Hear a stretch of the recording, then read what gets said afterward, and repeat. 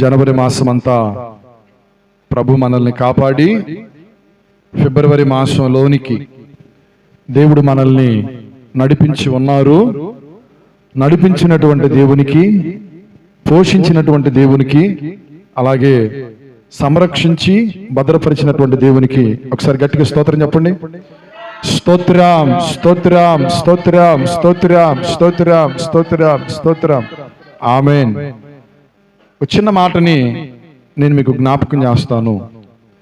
యెషయా గ్రంథము 1వ అధ్యాయము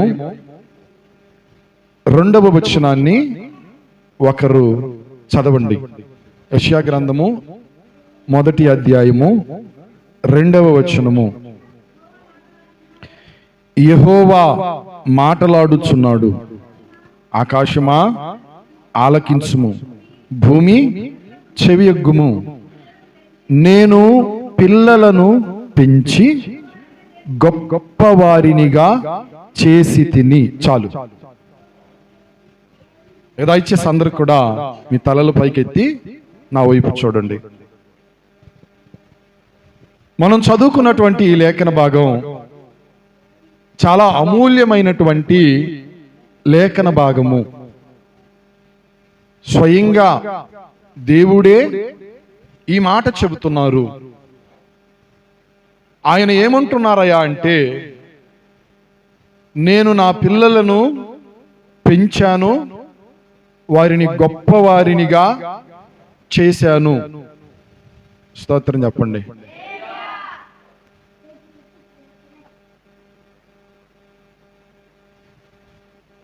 ఏ తండ్రినైనా సరే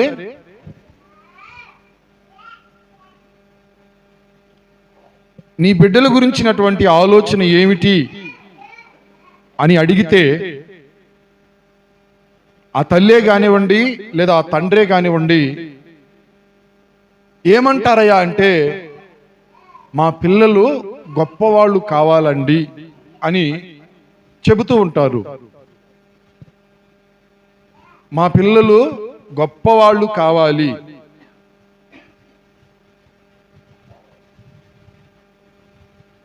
గొప్పవాళ్ళు అంటే అర్థం ఏమిటి? వాళ్ళు బాగా చదువుకోవాలి, తర్వాత వాళ్ళు మంచి ఉద్యోగాలు చేయాలి, తర్వాత వాళ్ళు బాగా స్థిరపడాలి. ఇలాగున ఉన్నట్లయితే వాళ్ళు గొప్పవాళ్ళు. దేవునికి స్తోత్రం. హల్లెలూయా. తన బిడ్డలు గొప్పవాళ్ళు కావడం కోసం ప్రతి తండ్రి కూడా, ప్రతి తల్లి కూడా అహర్నిశలు శ్రమ పడతారు, ప్రయాసపడతారు, కష్టపడతారు, పిల్లలను పెంచుకుంటారు, పిల్లలను పెంచుతారు. ఏమండి, వారికి చక్కని విద్యాబుద్ధులను నేర్పుతూ, వారిని ప్రయోజకులుగా తీర్చిదిద్దుతూ, వారు గొప్పవారు కావడానికి కారకులుగా మార్చబడతారు. నేను మిమ్మల్ని అడిగాను అనుకోండి, మీ పిల్లల గురించిన ఆలోచన ఏమిటి అని చెప్పానని, మీరు చెప్పే మాట ఇదే: మా పిల్లలు గొప్పోళ్ళు కావాలండి అని కోరుకుంటారు. మా పిల్లలు గొప్పవాళ్ళు కావాలండి, గొప్పవాళ్ళు కావాలండి అని చెప్పానని. మీరు ఏదైతే కోరుకుంటున్నారో, మీరు ఏదైతే ఆశపడుతున్నారో, మీరు ఏదైతే తలంచుచున్నారో, నా దేవుడు కూడా అదే ఆశపడుతున్నాడు, అదే కోరుకుంటున్నాడు, అదే ఆయన తలంచుచున్నాడు. ఆయన మిమ్ములను గొప్పవారినిగా చేయుచున్నాడు. Praise the Lord. హల్లెలూయా. ఏం చేస్తున్నాడు? చెప్పండి. ఏం చేస్తున్నాడు? దేవుడు తన పిల్లలను గొప్పవారుగా చేయుచున్నాడు. ఇప్పుడు పిల్లలు గొప్పవాళ్ళు కావాలి అంటే ప్రధానమైనటువంటి సూత్రం ఏమిటయ్యా అంటే పెంపకము. ఏంటిది? పెంపకము లేదా పెంచడము.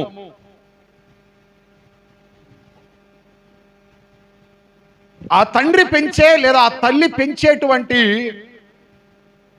విధానాన్ని బట్టే వారి గొప్పతనము అనేటువంటిది మనకి కనబడతా ఉండిద్ది. నేను కొన్ని మాటలు మీకు జ్ఞాపకం చేస్తాను. ఆదికాండము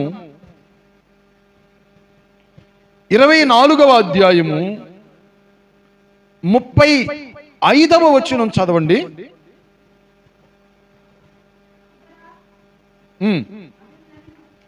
అతడు ఇట్లనెను, నేను అబ్రహాము దాసుడను, యెహోవా నా యజమానుని బహుగా ఆశీర్వదించెను గనుక అతడు గొప్పవాడాయను.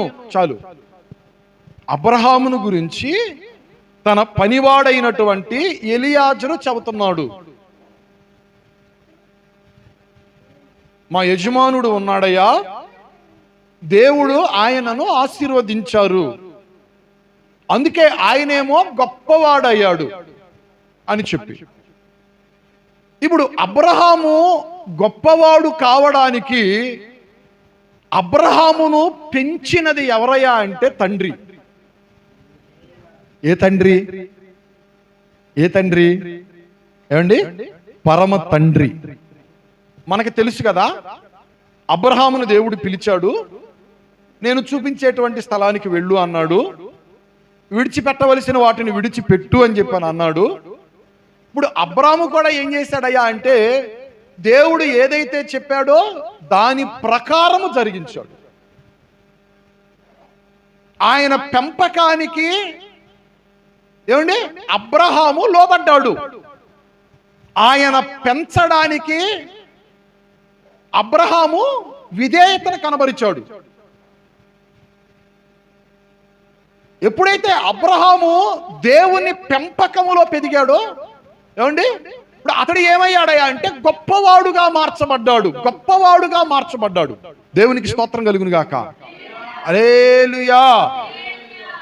ఏ తండ్రి అయినా సరే బిడ్డల ఎడల మంచి ఆలోచనలు కలిగి గొప్పవారుగా మార్చబడాలి అని చెప్పని కోరుకొని ఏమండి దానికి తగినటువంటి దిశానిర్దేశ వాళ్ళు చేస్తారు. బిడ్డలకు ఏ తండ్రి అయినా మంచి మాట చెబుతాడు, మంచి సంగతులు బోధిస్తాడు. ఏమండి వారి అభివృద్ధిని, వారి గొప్పతనాన్ని ఆకాంక్షిస్తూ. మీకు ఒక మంచి మాట, మన తండ్రి ఉన్నాడు ఏమండి, ఆయన మనలను గొప్పవారిగా చేయుచున్నాడు. మనము గొప్పవారు కావాలి అన్నదే ఆయన యొక్క ఆకాంక్ష.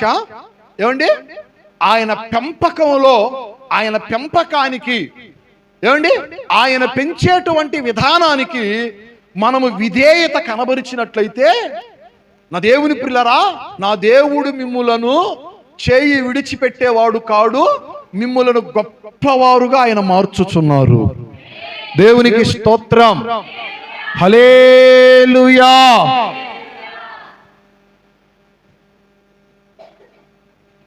అదే ఆదికాండంలో 26వ అధ్యాయము 12, 13 వచనాలు కూడా చదవండి.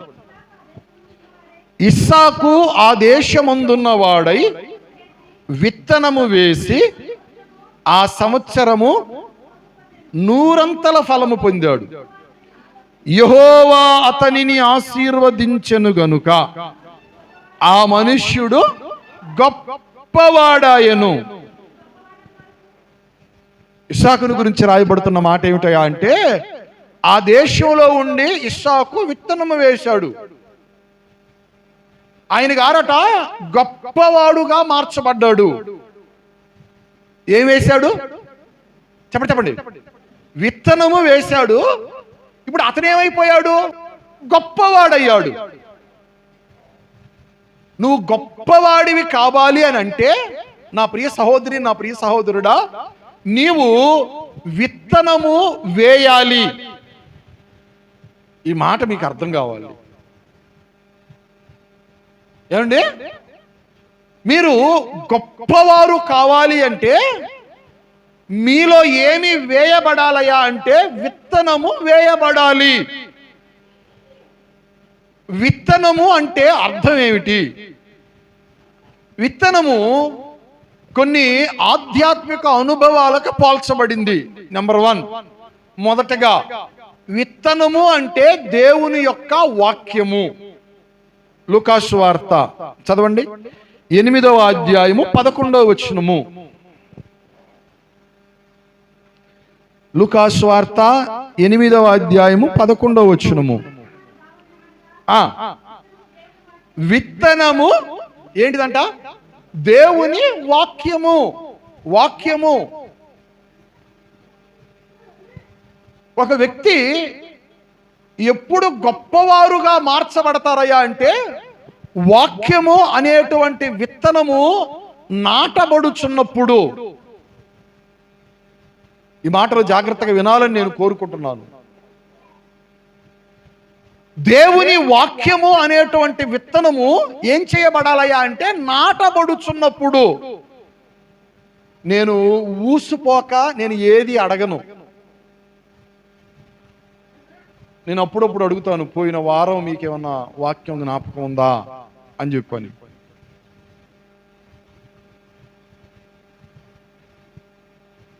ఎందుకయ్యా అంటే అది నాటబడాలి.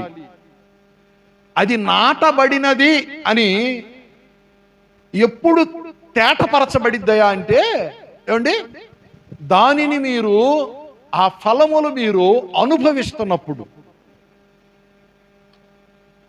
నా మాట మీకు అర్థమైందా? ఇప్పుడు కొంతమంది ఏం చేస్తారా అంటే జ్ఞాపకం ఉన్న వాళ్ళేమో చెబుతారు, జ్ఞాపకం లేని వాళ్ళేమో ఏం చేస్తారు? చెప్పండి, ఏం చేస్తారు? మర్చిపోతారు. నేననే సంగతి ఏంటయా అంటే ఒకసారి నా వైపు చూడండి. 10 సినిమాలు నీకు నేను చూపిస్తా. ఒక సినిమా కాదు, 10 సినిమాలు నీకు నేను చూపిస్తా. 10 సంవత్సరాల తర్వాత 10 సినిమాలు మీరు చూసిన పేర్లు ఏమిటి అని అంటే చెబుతారా చెప్పరా?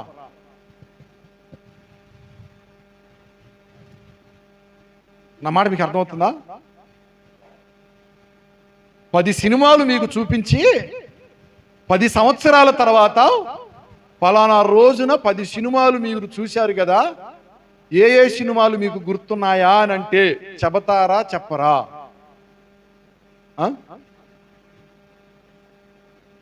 నిజం చెప్పండి, చెప్పరా?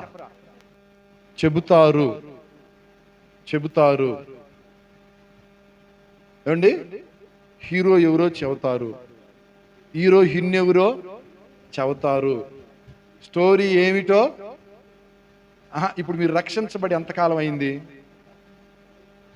ఓ 10 ఏళ్ళు అయిందా అనుకుందాం.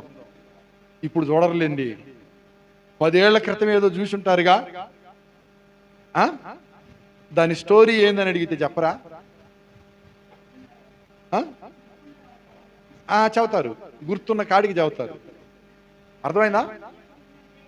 ఎంతో కొంతైనా చెబుతారు, ఏవో కొన్ని సీన్స్ అయినా చెబుతారు. ఇది సినిమాల మీద ప్రసంగం కాదు. నేను అనేది ఏమిటయ్యా అంటే 10టిని చూసి 10 సంవత్సరాల తర్వాత అడిగినా మీకు ఏవో కొన్ని జ్ఞాపకం ఉంటున్నప్పుడు, 10 ప్రసంగాలు విని 10 రోజుల తర్వాత ఒక్కొక్క ప్రసంగం గంట నడిచినప్పుడు కనీసం గంట ప్రసంగంలో ఒక్క మాట తమ్ముడా, ఒక్క మాట, దేవుని మాట, ఒక్క మాట కూడా నీకు జ్ఞాపకం ఏమండి రాకపోతే విత్తనం ఏం చేయబడాలి? చెప్పండి, ఏం చేయబడాలి? నాటబడాలి. యేసు ప్రభు ఆ మాటే చెప్పారు. విత్తడానికి ఒక వ్యక్తి వెళ్ళాడు, విత్తుచూ ఉన్నప్పుడు త్రోవ పక్కన పడ్డాయి అని చెప్పాలి. పక్షులు వచ్చి ఆ త్రోవ పక్కన ఉన్నటువంటి విత్తనాలను తీసుకొని వెళ్ళిపోయాయి. ఇక అక్కడేమి లేవు. ఏమండి, అక్కడ విత్తనాలు లేవు. ఎందుకంటే త్రోవ పక్కన పడ్డాయి, పక్షులు వచ్చాయి, ఎత్తుకొని వెళ్ళిపోయాయి. మీరు ఆ స్థితిలో ఉండకూడదని, కొన్ని రాతి నేలన ఆ స్థితిలో ఉండకూడదని, కొన్నేమో ముండ్ల పొదలలో ఆ స్థితిలో కూడా మీరు ఉండకూడదని, మీరు మంచి నేలగా ఉండుచు 30దంతలుగా 60దంతలుగా 100ంతలుగా ఫలించేవారుగా మీరు ఉండాలి అని ప్రభువు కోరుకుంటున్నాడు. మీరు ఏమండి, విత్తనము విత్తబడాలి. ఆ విత్తనం ఏమిటయా అంటే దేవుని వాక్యము. ఆ వాక్యము మీ హృదయాలలో విత్తబడుచు ఉండాలి.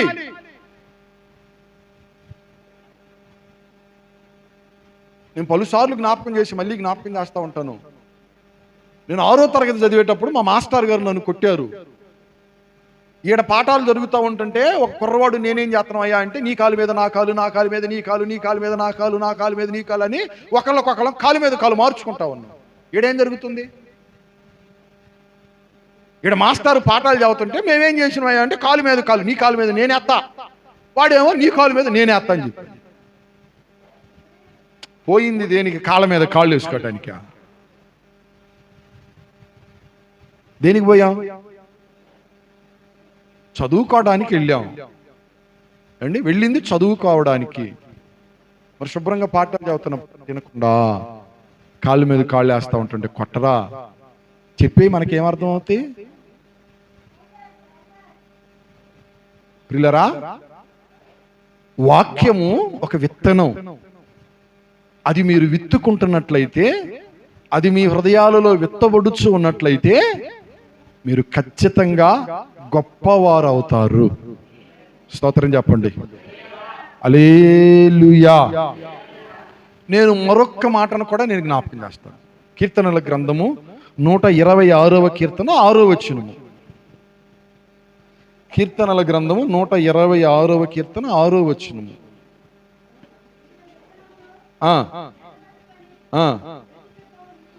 పిడికిడి విత్తనములు చేతబట్టుకొని ఏడ్చుచూ పోవచ్చు విత్తువాడు. చాలు ఏమండి, ఆ విత్తనం కూడా ఏ రీతిగానయా అంటే కన్నీళ్లతో విత్తుకునేటువంటి వారు.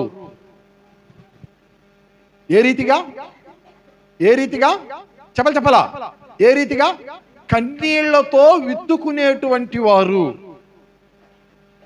నన్ను ఒక మాట అడగనివ్వండి, దీనికి అందరూ జవాబు చెప్పండి. నువ్వు రక్షించబడి ఎంతకాలం అయిందో నాకు తెలియదు. కన్నీళ్లతో ప్రార్థన చేసే అనుభవం నాలో ఉన్నది అన్నవాళ్ళు కాస్త మీ కుడి హస్తాన్ని పైకెత్తుతారా?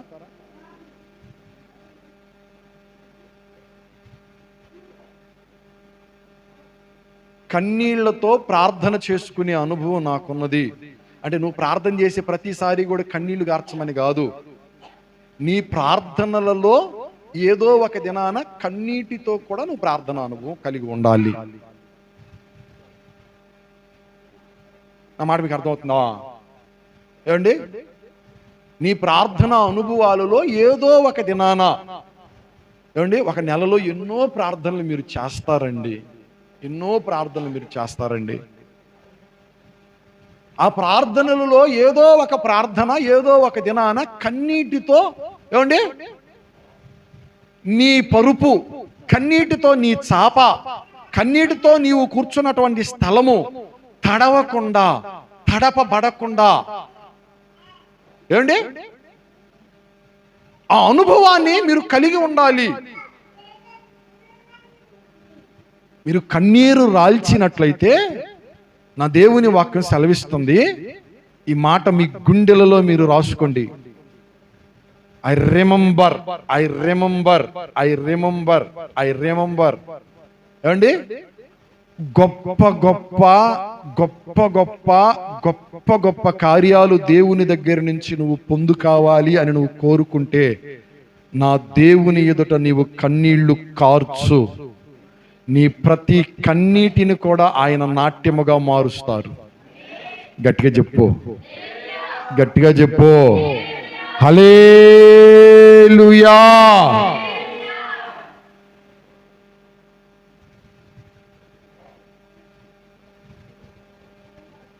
మనకి బైబిల్ గ్రంథంలో చాలా మంది ఏమండి కన్నీటితో వారు దేవునిని ప్రార్థన చేశారు.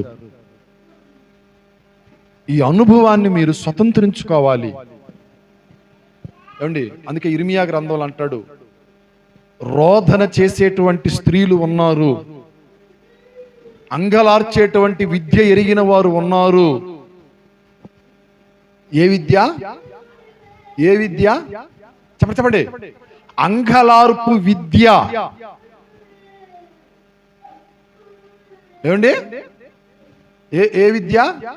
అంగలార్పు విద్య. వెనకాడు ఉన్నాడు, వాడు చూడండి, వాడు ఏడిస్తే బొంగల బొంగల కన్నీళ్లు గారుతా ఉంటాయి. నేను చెప్పేది నిజం. బుడబుడబుడు గారుతాడు వాడు కన్నీళ్లు.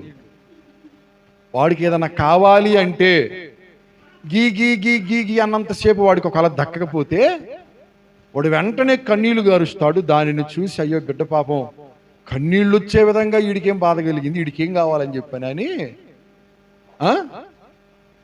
కింద వదిలిపెడితే వాడికి నచ్చదు, ఎత్తుకొని తిరగాలి. బయటికి వెళ్తా ఉంటుంటే చూస్తూ ఉండడు, ఇంట్లో వాడిని ఎత్తుకొని బజారుకి తీసుకెళ్ళాలి. వాడికి ఏదైతే కావాలో దానిని వాడు ఎలా పొందుకుంటున్నాడు, ఎలా సాధిస్తున్నాడయా అంటే కన్నీటి ద్వారా. కన్నీటి ద్వారా. చిన్న లాజిక్ మీకు చెప్పనా, మీ పిల్లలు ఏడిస్తే కన్నీరు కారిస్తే మీరు చూడలేరు. వాస్తవా? వాస్తవా అండి? ఇది నిజమైతే నా దేవుని పిల్లరా, నా దేవుని పాదాల ఎదుట ఆయన పిల్లలు కన్నీళ్లు కార్చడము ఆయన కూడా చూడలేడండి. వారి కన్నీటికి కారణమైనటువంటి ప్రతి వాటిని కూడా తొలగించవలసిన వాటిని తొలగిస్తాడు, అనుగ్రహించవలసిన వాటిని అనుగ్రహిస్తాడు. ఏమండి? చేయవలసిన కార్యాలు ఆయన చేస్తాడు. మీ పక్షముగా నిలిచి ఆయన మిమ్ములను గొప్పవారినిగా మార్చుచున్నారు. Praise the Lord. హల్లెలూయా.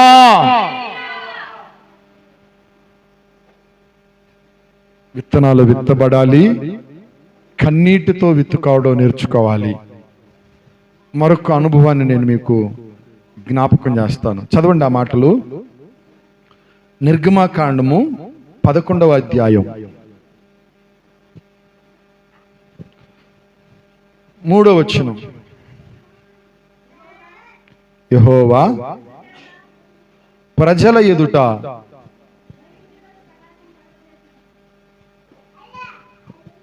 ఏం చదువుతున్నారు? చదవండి. యెహోవా ప్రజల ఎడల ఐగుప్తీయులకు కటాక్షము కలుగజేసెను. అదిగాక ఐగుప్తు దేశములో మోషే అను మనుష్యుడు ఫరో సేవకుల దృష్టికిని ప్రజల దృష్టికిని మిక్కిలి గొప్పవాడయ్యాడు. దేవునికి స్తోత్రం చెప్పండి. ఐగుప్తు దేశంలో మోషే గొప్పవాడయ్యాడట. జాగ్రత్తగానండి ఈ మాట. ఐగుప్తు దేశంలో ఫరో ఎదుట మోషే గొప్పవాడయ్యాడట. ఐగుప్తు దేశంలో మోషే ఫరో సేవకుల ఎదుట గొప్పవాడయ్యాడట. దేశంలో గొప్పవాడయ్యాడు, రాజు ఎదుట గొప్పవాడయ్యాడు, రాజ పరివారము ఎదుట గొప్పవాడయ్యాడు. మోషే గొప్పవాడుగా మార్చబడ్డాడు. కారణం ఏమిటయ్యా అంటే మోషే మాట నేర్పరితనము వలన గొప్పవాడు కాదు. బాగా మాట్లాడేవాడనో, బాగా మాట నేర్పరగలిగిన వాడనో, చమత్కారంగా మాట్లాడేవాడనో ఏమండి గొప్పవాడు కాడు. ఒక వ్యక్తి గొప్పవాడుగా మార్చబడాలి అని అంటే ఏమండి ప్రధానమైనటువంటి సూత్రాలలో ఒక అనుభవం ఏమిటయ్యా అంటే సాత్వికము. స్తోత్రం చెప్పండి. సమూయేలు 2వ గ్రంథము 22వ అధ్యాయం 36వ వచనం చదవండి.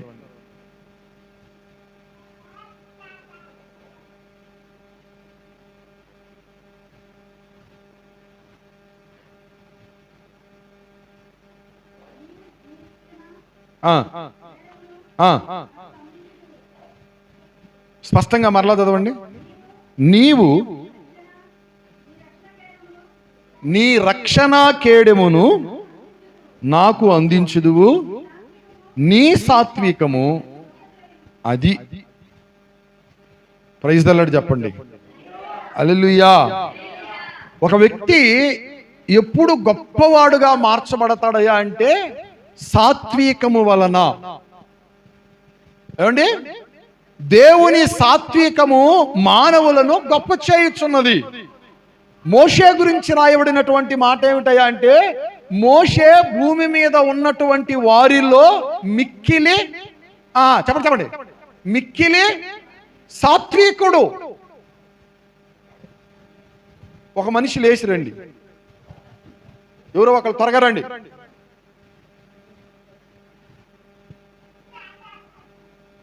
ఇదిగో ఈయన వ్యాపారవేత్త, వ్యాపారం చేస్తున్నాడు.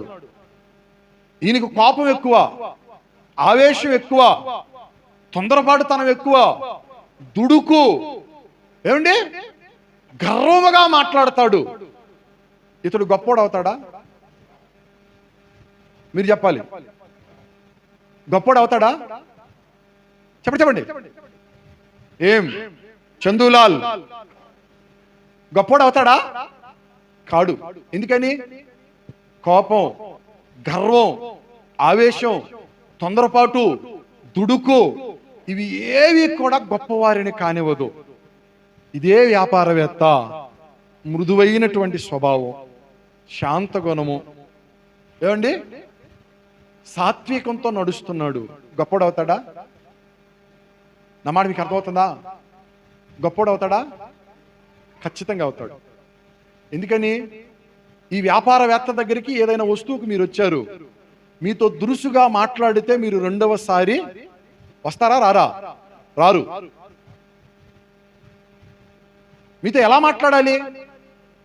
చెప్పండి ఎలా మాట్లాడాలి? ఈ వ్యాపారవేత్త మీతో ప్రేమగా మాట్లాడాలి, మీతో మృదువుగా మాట్లాడాలి, మీ ఎదుట సాత్వికాన్ని కనబరచాలి, సాత్వికాన్ని ప్రదర్శించాలి. ఎవరైనా మోషే ఏమండి అనేక సార్లు దేవుడు నువ్వు వెళ్ళు, నేను ఫరోతో మాట్లాడాను, ఇశ్రాయేలీయుల్ని విడిచిపెడతాడు అని చెప్పానంటే, ఈయన గారు వెళ్ళి ఆ మాట నమ్మి వెళ్ళినప్పుడు ఫరో ఏమో తన హృదయాన్ని కఠినపరుచుకొని ఏమండి ఇశ్రాయేలీయులను పోనివ్వకుండా అడ్డుపడుతున్నప్పుడు ఈయన గారు వచ్చి ఎవరి మీద నింద మోపాలయ్యా అంటే దేవుని మీద తిరగబడాలి. మీరేమో వెళ్ళమంటున్నారు, తీరా వెళితే ఫరో వెళ్ళనివ్వటం లేదు, ఎందుకు నాతో మీరు ఆటలాడుతున్నారు అని చెప్పి నేను తిరుగుబాటు చేయాలి అండి. కానీ మారు మాట మాట్లాడటం లేదు. దేవుడు చెప్పాడు. ఏమండి సాత్వికము అనేటువంటిది మనిషిని ఏం చేసిద్దయా అంటే గొప్ప చేసింది. దేవునికి స్తోత్రం చెప్పండి. హల్లెలూయా. ఏమండి మచ్చుకు మీకు జ్ఞాపకం చేస్తున్నాను. ఇదే మాట కీర్తనల గ్రంథము 18వ కీర్తన 35వ వచనం కూడా చదవండి.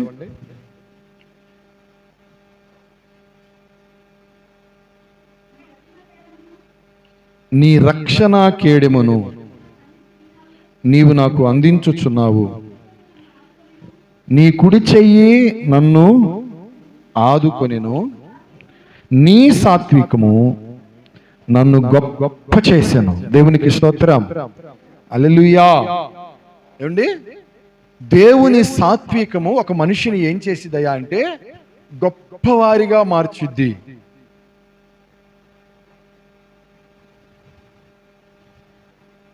యేసు ప్రభు కూడా చెప్పారు, ఆయన సాత్వికుడు అని చెప్పానని. ఏమండి ఆయన సాత్వికము అంటే అది గొప్ప చేసిద్ది, గొప్పవారిగా మార్చిద్ది. దేవునికి స్తోత్రం.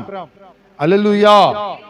3 అనుభవాలు నేను మీతో పంచుకున్నాను. ప్రభువే అంటున్నారు, మిమ్మల్ని పెంచి మిమ్మల్ని గొప్పవారిగా నేను మారుస్తాను, మిమ్మల్ని గొప్పవారిగా నేను చేస్తాను. దేవునికి స్తోత్రం. హల్లెలూయా. ఈ మాట మీరు చదవండి. ఎస్తేరు గ్రంథము 9వ అధ్యాయము 4వ వచనము. ఎస్తేరు గ్రంథము 9వ అధ్యాయం 4వ వచనం.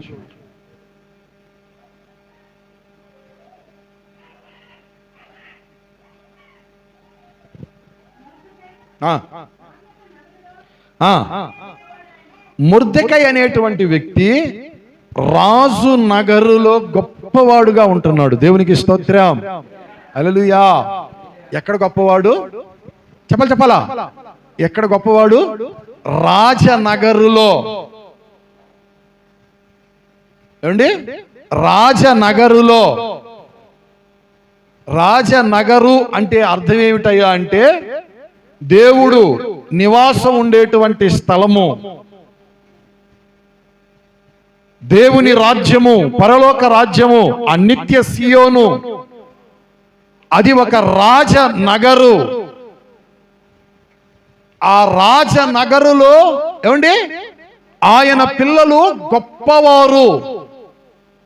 మొర్దెకై గొప్పవాడుగా ఏ రీతిగా మార్చబడ్డాడయా అంటే ఒక జీవము కలిగినటువంటి దేవునికి తప్ప మరి దేనికి కూడా నమస్కరించడానికి ఇష్టపడలేదు. స్తోత్రం చెప్పండి, హల్లెలూయా.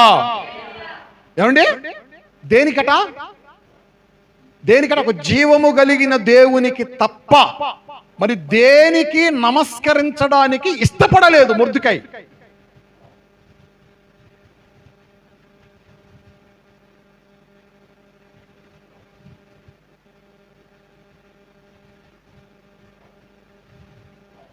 మనం ఎవరిని సేవించాలి, ఎవరికి నమస్కారము చేయాలయ్యా అంటే ఏమండి సైన్యములకు అధిపతియు సకల సృష్టిని కలుగు చేసినటువంటి దేవదేవునికి తప్ప ఏమండి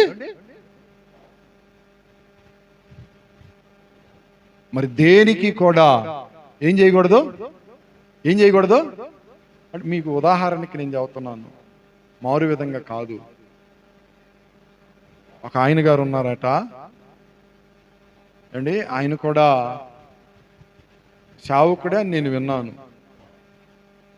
ఎవరైనా నాయకులు కనపడ్డారు అనుకోండి, అమాంతంగా వాళ్ళ కాళ్ళ మీద పడతారు. ఎవరి కాళ్ళ మీద? అమాంతంగా వెళ్ళే నాయకుడు కాళ్ళ మీద పడతారు. అయ్యా నాకు మీరు అజ్జేయండి, ఇజ్జేయండి. గౌరవించటం వేరు, జాగ్రత్తగా వినాలండి. అధికారులను కానివ్వండి, నాయకులను కానివ్వండి, గౌరవించాలి. గౌరవించడం వేరు. బానిసలుగా మారకూడదు. ఏమండి? మనము నమస్కరించవలసినది, మనము సేవించవలసినది, మనము పూజించవలసినది ఒకే ఒక వ్యక్తిని. అది ఎవరయ్యా అంటే మనలను కలుగు చేసినటువంటి దేవదేవునిని. ప్రైజ్ ది లార్డ్ చెప్పండి, హల్లెలూయా.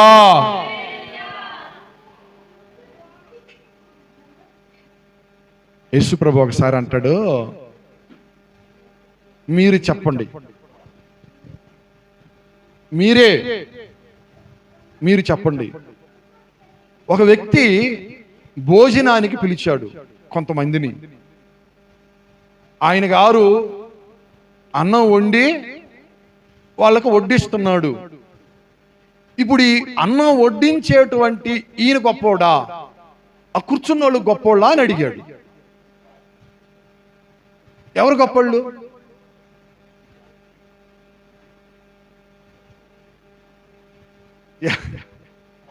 ఎవరు గొప్పవాళ్ళు చెప్పండి. ఎవరు గొప్పవాళ్ళు? అన్నం పెట్టేవాళ్ళు గొప్పోళ్ళా, అన్నం తినేవాళ్ళు గొప్పోళ్ళా? పెట్టేవాళ్ళు గొప్పోళ్ళు. ఏమండి? నేనేమంటానయ్యా అంటే తినేవాళ్ళు లేరనుకో, ఎవరికి పెడతారు?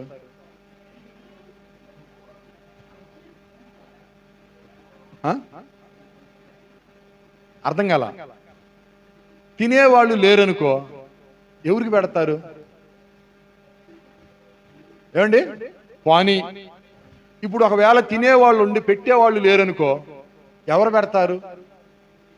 యేసుప్రభు అడిగాడు, భోజన పంక్తిని వడ్డించువాడు గొప్పవాడా, భోజన పంక్తిని కూర్చుండువాడు గొప్పవాడా అని అడిగాడు.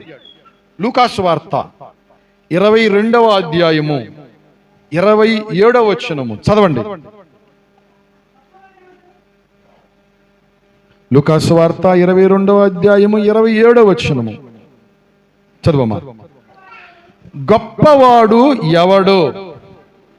భోజన పంక్తిని కూర్చుండువాడా, పరిచర్య చేయువాడా? ఎవరు గొప్పవాడు? పంక్తిని కూర్చుండేవాడే కదా గొప్పవాడు. పరిచర్య చేసేవాడు గొప్పవాడు కాడు కదా. ఆహ్వానించబడిన వాడు, అతిథిగా వచ్చినటువంటి వాడు, ఏమండి, పంక్తిలో కూర్చున్నవాడు వాడు కదా గొప్పవాడు.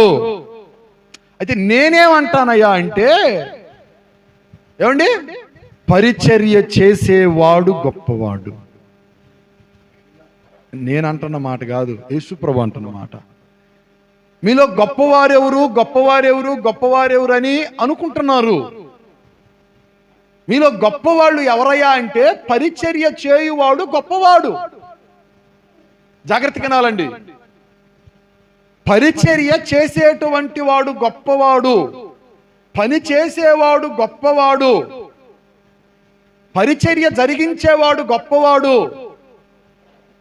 ఏమండి, ఎవడు గొప్పవాడు? ప్రముఖుడుగా ఉండేవాడు ఎవరయ్యా అంటే, దాసుడుగా ఉండగోరినవాడు, పరిచారకుడుగా ఉండగోరినవాడు, వాడు గొప్పవాడు అని అంటున్నాడు. దేవునికి స్తోత్రం కలుగును గాక.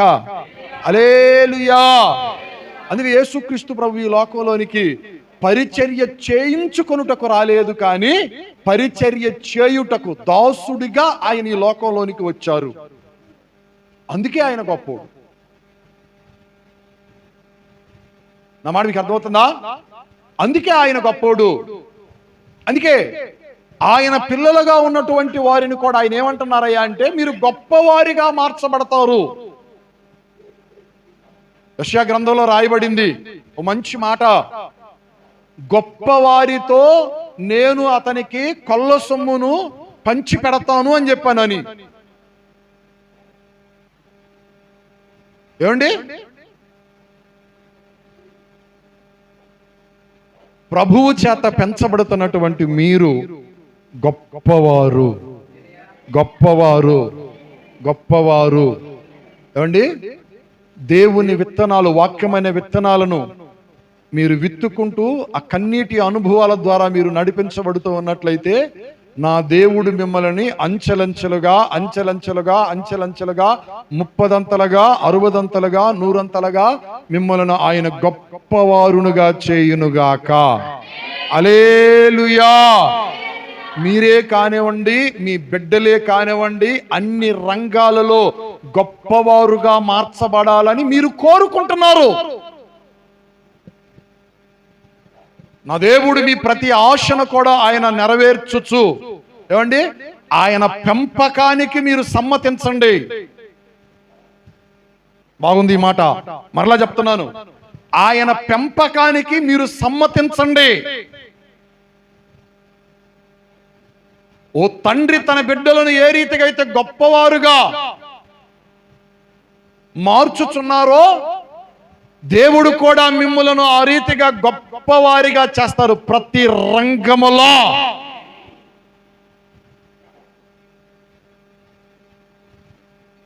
చదువుకునేటువంటి పిల్లలకు కూడా నేను చెబుతున్నాను,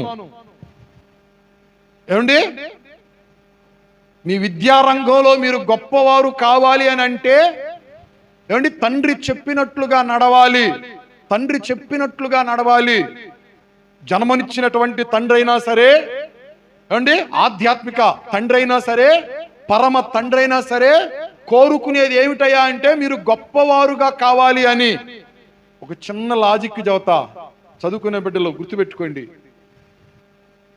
ఈ భూ ప్రపంచం మీద గొప్పవారుగా మార్చబడినటువంటి చాలా మంది ప్రముఖులు ఉన్నారు. వాళ్ళు గొప్పవారుగా మార్చబడటానికి ఉన్నటువంటి ఒకే ఒక్క ప్రధానమైన సీక్రెట్ ఏమిటయ్యా అంటే, తొందరగా నిద్ర లేచేవారు. ఎంతమందికి అర్థమైంది ఈ మాట? లేజీగా ఉండేవాళ్ళు ఎప్పుడు కూడా గొప్పోళ్ళు కారు, బద్ధకంగా ఉండేవాళ్ళు ఎప్పుడు కూడా గొప్పోళ్ళు కారు. ఎలా ఉండేవాళ్ళంట? ఎలా ఉండేవాళ్ళంట ఏమండి? తొందరగా, పెందల కడనే, పెందల కడనే, పెందల కడనే. మీరు ఎంతమంది చదువుకున్న పిల్లలు మేము గొప్పోళ్ళు కావాలని కోరుకుంటున్నారు? చేతులు ఎత్తండి.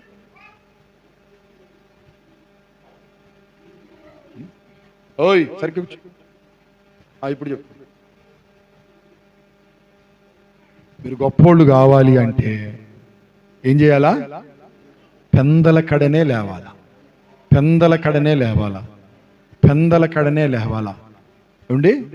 మీరు పెందల కడనే లేవటం ఎప్పుడైతే అలవాటు చేసుకుంటారో రానున్న దినాలలో మీరు అన్ని విషయాలలో గొప్పోళ్ళు అవుతారు, అన్ని విషయాలలో గొప్పవారుగా మార్చబడతారు. ఏమండి? అన్ని విషయాలలో మీరు గొప్ప చేయబడతారు. Praise the lord. నా దేవుని పిల్లరా, ఆయన పెంపకానికి మీరు సమ్మతించాలి. నేను మీకు కూడా చెబుతున్నాను, ఆయన పెంపకానికి మీరు సమ్మతించాలి.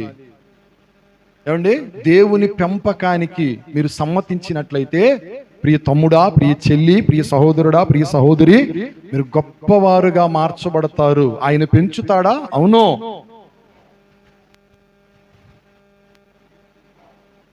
ప్రతి నిత్యము ఆయన వాక్యము చేత మిమ్మల్ని పెంచుతారు. ఆ వాక్యానికి మీరు లోబడుతూ ఉన్నట్లయితే, ఆ మాటలను మీరు ప్రేమిస్తున్నట్లయితే మీరు గొప్పవారుగా మార్చబడతారు.